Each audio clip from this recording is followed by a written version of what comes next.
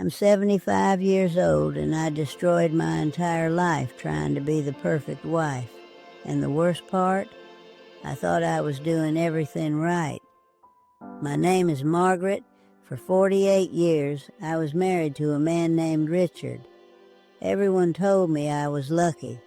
He had a good job. He didn't drink. He didn't hit me. By the standards of my generation, I had won the lottery. But here's what nobody saw. I had no money of my own. I had no friends he didn't approve of. I had no opinions that mattered.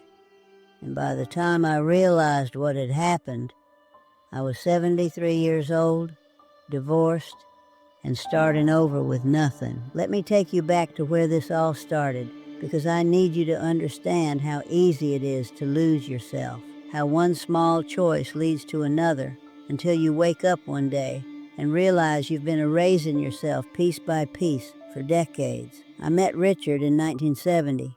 I was 23 years old, working as a secretary at an insurance company. He was 28, a junior accountant, ambitious, well-dressed, polite. He asked me out for coffee after a company meeting. I said yes. That coffee turned into dinner. Dinner turned into dating. 6 months later, he proposed. Everyone was thrilled. My mother cried happy tears. My father shook Richard's hand and said I'd be well taken care of.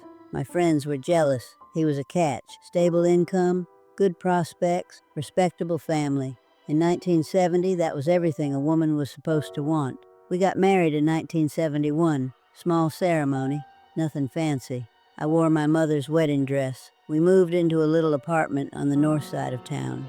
For the first few months, everything seemed fine, normal. He went to work, I kept working. We'd have dinner together, watch television, go to bed, just regular married life. Then I got pregnant. It was 1972. I was 24 years old. And that's when everything started to change. Richard sat me down one evening and said we needed to talk about my job. He said it didn't make sense for me to keep working once the baby came. His salary was enough to support us. It would be better for the child if I stayed home, better for our family. He said it so reasonably, so logically, that I agreed. Of course it made sense. That's what mothers did back then. You stayed home with your children. So I quit my job. Had our daughter Sarah in January of 1973. And suddenly my entire world became that apartment and that baby. Don't get me wrong, I love Sarah. I love being a mother. But something shifted in my marriage that I didn't recognize at the time. Without my own income, I had to ask Richard for money, for groceries, for diapers, for anything I needed. He wasn't cruel about it. He'd just ask what I needed the money for, why it cost that much, whether I could find it cheaper somewhere else. Every purchase became a negotiation. Every expense became something I had to justify. I told myself this was normal. He was the one earning the money, so of course he should have a say in how it was spent. That's what I'd been taught. That's what my mother did with my father, so I accepted it. In 1975, we had our son Michael. Now I had 2 young children. Richard got a promotion at work. We moved to a bigger house in the suburbs. From the outside, we looked like the perfect American family. Nice house, 2 kids, successful husband, devoted wife. But inside that house, I was disappearing. Richard made all the decisions, where we lived, what car we bought, where the kids went to school, what we ate for dinner, what color to paint the walls, everything. At first, I'd offer suggestions, but he always had a reason why his way was better. He was the one who understood finances. He was the one who dealt with the real world while I was home with the kids. He knew better. And after a while, I stopped offering suggestions. It was easier to just let him decide. Less conflict, less explaining, less feeling stupid for not understanding the things he understood. My friends from before marriage started to drift away. Not all at once, but gradually. Richard didn't like it when I made plans without checking with him first. He'd say things like, "I thought we were going to have dinner together as a family tonight," or, "I was hoping you could help me with something this weekend." He never outright forbade me from seeing anyone. He just made it complicated, made me feel guilty, made me feel like I was being selfish for wanting time with friends. So I stopped making plans, stopped calling people, stopped trying to maintain friendships. It was easier that way. Besides, I told myself I had my children. I had my husband.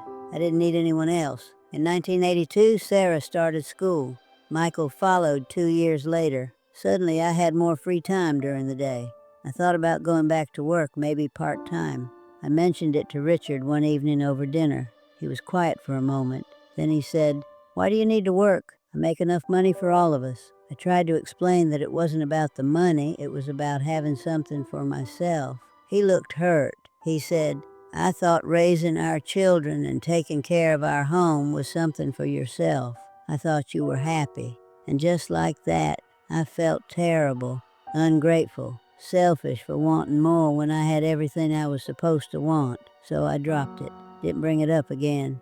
The years went by. Sarah graduated high school in 1991, went to college. Michael graduated in 1993, also went to college. And suddenly, for the first time in 20 years, the house was empty during the day. I was 46 years old. I had no job, no career, no income of my own, no friends I regularly saw, no hobbies I'd maintained. I'd spent 2 decades being a mother and a wife, and now my children were gone and my husband was at work 60 hours a week. I tried to talk to Richard about it, told him I felt lost. He suggested I volunteer somewhere, join a book club, take up gardening, anything to keep me busy until the kids came home for holidays or until we had grandchildren. Notice he didn't suggest I get a job, didn't suggest I go back to school, didn't suggest anything that would give me financial independence or a life separate from our family. In 1998, my mother died. I was 51 years old. At the funeral, my aunt pulled me aside.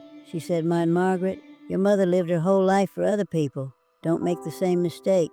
I didn't understand what she meant. My mother had a good life. She was married for 45 years, raised 3 children, had grandchildren. What mistake? But her words stuck with me, started making me look at my own life differently. I started noticing things. How Richard never asked about my day, but expected me to ask about his. How he'd make plans for both of us without consulting me. How he'd invite his colleagues over for dinner and I'd spend the whole evening cooking and serving while he entertained. How he'd talk over me when I tried to contribute to conversations. I noticed how small my world had become. How I had no money that wasn't his money. How I had no space that was just mine. How every decision about my life was actually his decision. And I started to get angry. Not loud anger, not screaming or fighting, just this quiet, simmering resentment that grew every day. Resentment at Richard for making me into this. Resentment at myself for letting it happen.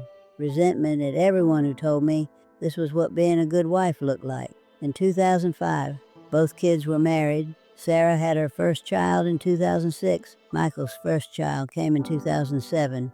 Richard and I were grandparents. Everyone said this was supposed to be the best time of our lives, the golden years, time to enjoy the fruits of our labor. But I wasn't enjoying anything. I felt like I'd spent my entire life building someone else's dream, and now I was supposed to be grateful for getting to watch from the sidelines. I was 58 years old. I'd been married for 34 years.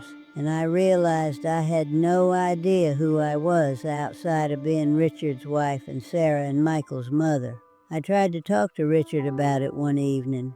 I told him I felt like I'd lost myself somewhere along the way. I told him I wanted to go back to school, maybe get a degree, start a career. We could afford it now. The kids were grown. It was my turn.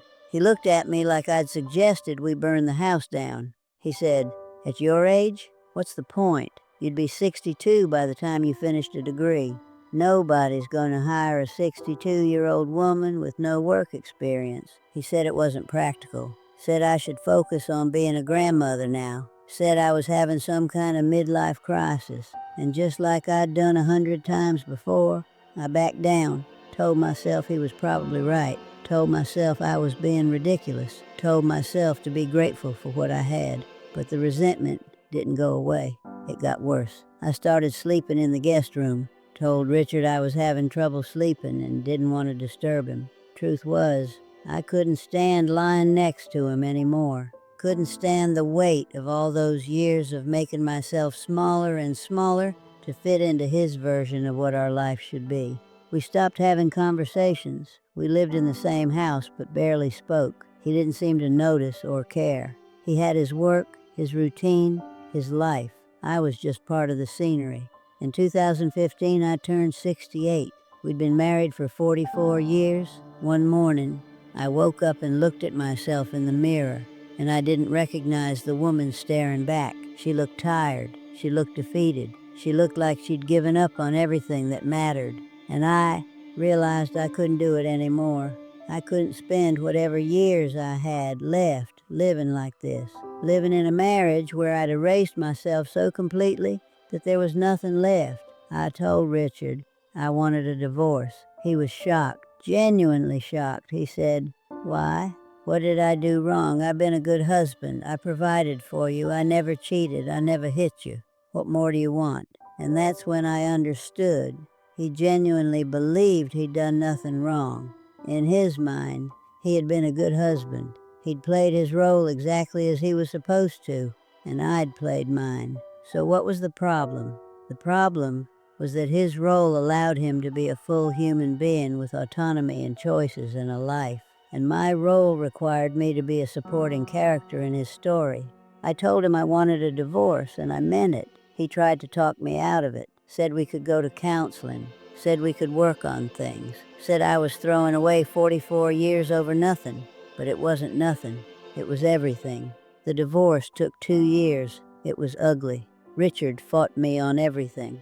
The house, the savings, the retirement accounts. He couldn't understand why I deserved half of anything when he was the one who'd earned it all. Never mind that I'd spent 44 years raising his children, maintaining his home, supporting his career. In his mind, that didn't count as work. That didn't earn me anything. We finally settled in 2017. I was 70 years old. After 46 years of marriage, I walked away with enough money to live on if I was careful, but nowhere near what I would have had if I'd worked those same years. No pension, no Social Security beyond the minimum, no career to fall back on, but I was free. Those first few months on my own were terrifying. I'd never lived alone, never paid my own bills, never made decisions without considering someone else first. I had to learn how to be an independent person at 70 years old. I rented a small apartment, nothing fancy, but it was mine. Every piece of furniture was my choice. Every picture on the wall was something I liked. Every decision, no matter how small, was mine to make. And slowly, over months and years, I started to figure out who I was. I started taking classes at the community center, pottery, painting, local history. Things I'd always been curious about but never had time for. I joined a book club, but one that I chose, reading books I wanted to read, not books Richard thought were appropriate. I made friends, real friends, women my age who'd also spent decades putting themselves last. We'd meet for coffee and talk about our lives, our regrets, our hopes for whatever time we had left. For the first time in decades, I had people who asked how I was doing and actually wanted to know the answer. I started traveling. Nothing exotic, just places I'd always wanted to see. I took a bus trip to see the autumn leaves in Vermont. I visited Sarah in Colorado and stayed in a hotel instead of with her because I wanted my own space. I went to museums and historical sites and just wandered around cities by myself. And you know what I discovered? I like my own company. I like being alone with my thoughts. I like not having to explain or justify or negotiate every single thing I did.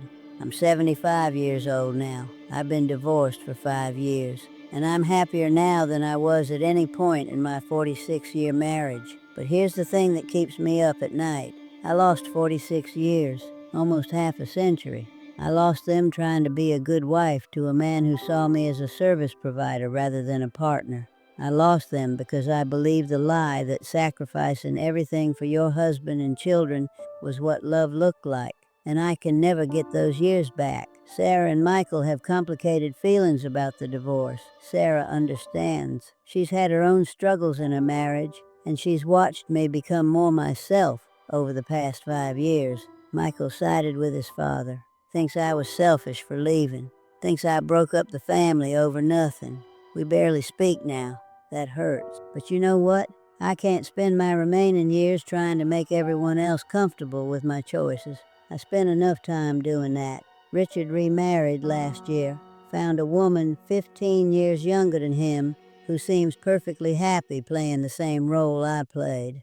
I feel sorry for her, but she's not my problem to fix. Here's what I need you to understand, and I need you to really hear this. Being a good partner does not mean erasing yourself.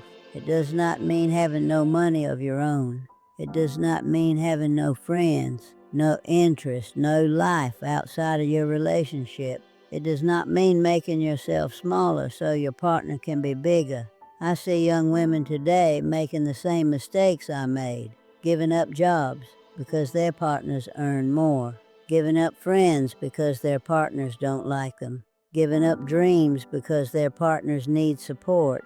And every time I see it, I want to grab them and shake them and tell them to stop. Stop before you wake up at 70 and realize you spent your entire adult life being someone's accessory. Stop before you have to start over with nothing at an age when you should be retiring. Stop before you lose so many years that you can't get them back. Here's what nobody told me when I was young. A good marriage is supposed to make both people bigger, not smaller.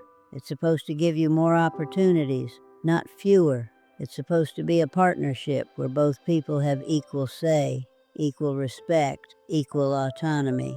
If you're in a relationship where you have to ask permission for things, that's not a partnership.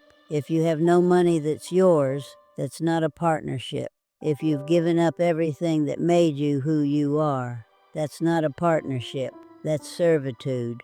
And I don't care what generation you're from or what you were taught about being a good wife or a good husband. You cannot love someone fully when you've made yourself into nothing. You cannot pour from an empty cup. You cannot be a good partner when you're drowning in resentment. I spent 46 years of my marriage telling myself I was being selfless, noble, putting my family first, but I wasn't being selfless. I was being a coward. I was too afraid to stand up for myself, too afraid to demand better, too afraid to risk losing the security of marriage, even though that marriage was killing me slowly from the inside. And by the time I found the courage to leave, I'd wasted half my life. Now let me be clear about something. I'm not saying everyone should get divorced. I'm not saying marriage is bad or that staying home with children is wrong. What I'm saying is that you need to maintain your sense of self. You need to have your own money, your own friends, your own interests, your own life. Because here's what happens if you don't. You lose yourself. And then one day your kids grow up and move out, or your partner dies, or your partner leaves you, or you finally can't take it anymore and you leave.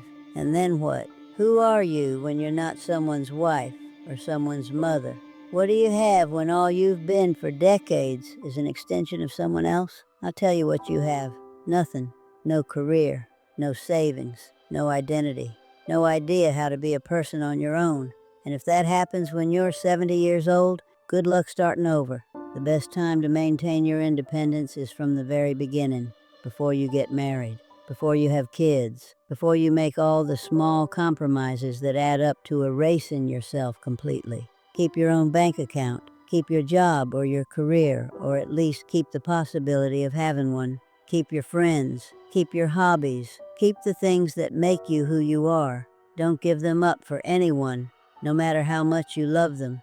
And if your partner has a problem with that, if they want you to give up everything to prove you love them, then they don't actually want a partner. They want a servant, and you deserve better than that. I think about all the things I could have done if I'd maintained my independence. I could have had a career, could have had my own retirement savings, could have traveled more, could have maintained friendships, could have had hobbies and interests in a life that was mine. Instead, I have 5 years of freedom at 75 years old and a whole lot of regrets. But you don't have to have those regrets. You can make different choices right now, today, this moment. If you're young and not married yet, pay attention to how your partner treats you. Do they support your goals or try to redirect you toward supporting theirs? Do they respect your autonomy or try to control your choices? Do they want you to be a full person or a supporting character? If you're already married but starting to feel like you're losing yourself, speak up now, not later. Now. Tell your partner you need to maintain your own identity. Get a job if you don't have one. Open your own bank account. Reconnect with friends. Start doing things that are just for you. And if your partner fights you on this, if they make you feel guilty or selfish or ungrateful, then you need to seriously consider whether this is a relationship worth staying in. Because a partner who wants you to erase yourself doesn't love you. They love the idea of you as their possession. I know this is hard to hear. I know it goes against everything we're taught about commitment and marriage and making sacrifices for love. But I'm 75 years old and I'm telling you the truth that nobody told me. You cannot sacrifice your entire self and expect to have a good life. You cannot spend decades making yourself smaller and expect to feel fulfilled. You cannot give everything away and expect to have anything left. I gave 46 years to a marriage that required me to be less than I was. And now I'm spending my final years trying to figure out who I could have been if I'd had the courage to be myself from the beginning. Don't make my mistake. Don't wait until you're 70 to start living for yourself. Don't trade your one precious life for the role of perfect wife or perfect mother or perfect anything. Be imperfect. Be selfish sometimes. Be yourself fully and completely, even if that makes other people uncomfortable. Because at the end of your life, you're not going to regret the times you were too selfish. You're going to regret all the times you made yourself smaller for people who didn't deserve it. You're going to regret all the dreams you gave up, all the opportunities you passed on, all the years you spent being someone else's idea of who you should be instead of who you actually were. I have those regrets. I live with them every single day. And I'm sharing them with you now because I don't want you to have them too. Your life is yours, not your partner's, not your children's, not your parents', yours. And you only get one. You don't get a practice round. You don't get to go back and try again. This is it, right now. This is your life happening. And every day you spend living for someone else is a day you're not living for yourself. I'm 75 years old. I have maybe 10 or 15 years left if I'm lucky.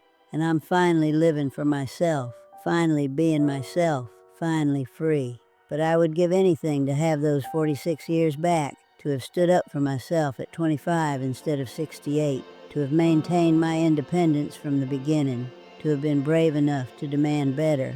You still have time, but only if you act now, only if you stop making the same mistakes I made, only if you refuse to erase yourself for anyone. Being a good wife didn't cost me everything. Trying to be a perfect wife cost me everything. Believing that love meant sacrifice cost me everything. Thinking I had to make myself smaller to make my marriage work cost me everything. Don't let it cost you everything, too. Subscribe for more real talk from people who learned these lessons the hard way.